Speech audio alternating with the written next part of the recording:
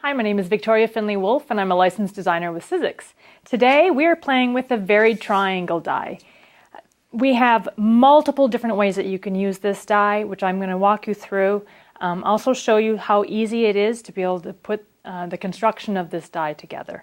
So we're going to start by, this is the small die which will work on the Big Shot machine. We're using the Big Shot Plus today, but it also works on the Big Shot Pro. So you have the option of using any of those three machines. And we're going to go ahead and get some of our pieces cut out here. I'm laying up to 8 layers of fabric on the die. Now you can use the standard cutting pad that comes with the machine, or you can go and use a smaller cutting pad, which actually is the size of the die that we're actually using today. I'm going to lay my cutting pad on the bottom. I have my cutting pad at the top. I'm going to give that a roll through there. What I really love about my Sizzix dies is that I can have my dog ears on these shapes where we would normally have extra fabric hanging off the end. So by having that little dog ear cut off helps us to have very precise construction. So if I want to duplicate this section, you'll notice this quilt behind me. This is all done using these parts of the die, the 3 different pieces. But there's multiple ways that you can lay this out. So this particular one that I wanted to show you today is using the long strip, the short strip, and one of the triangles. That actually will make this layout for this star. So when I'm making this quilt, what I'm focusing on is making this quilt in rows. So this is one row. It's the width of that segment that I'm sewing together. So if you're making these giant hexagon shape, you're not going to be doing Y seams, which is brilliant. You just need to be able to make half of a section, incorporating it into your row, so that then you're just sewing your long rows together for ease of construction. So let's look at how these guys lay together. Okay, so my first step that I'm going to do is to sew the small triangle to the medium-sized shape.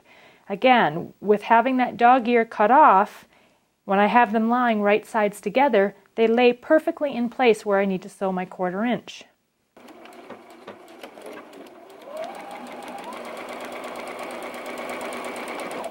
If I have a light and a dark fabric, I'm always going to press my fabric to the dark side. I'm going to finger press that for the moment.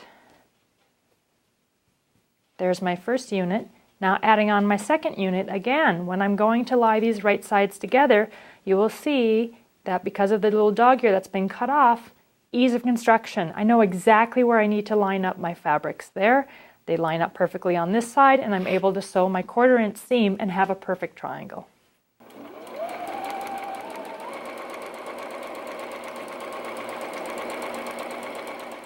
So there's a second part of my unit. You can see then how that row starts to come together. So if we have this one on the bottom and this one's going to go around, you're going to keep making those units, but I'm also going to start building the rest of my row going across, and then the second half of my row is going to complete that hexagon shape. Okay.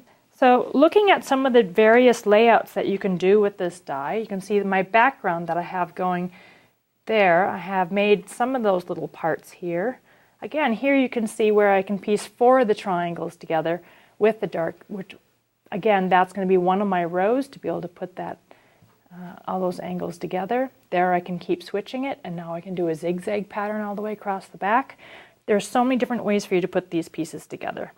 Let's look at one more option here. One thing that's really good to remember is that the quilt that we're showing you in the video is usually the quilt that's in the packaging on your die. So when you're seeing all the different layouts here, you're going to have all those instructions right in the packaging when you purchase this die. This was another fun layout that I found when I was playing around with the options that you can get with this die. I like the fact that you're getting this lattice version, but I could accent the color and make it look like little hearts going on in the background. So you'll notice on this quilt that the rows that I've laid out are actually in a vertical fashion. On this quilt that's hanging behind me, the rows are pieced in a horizontal.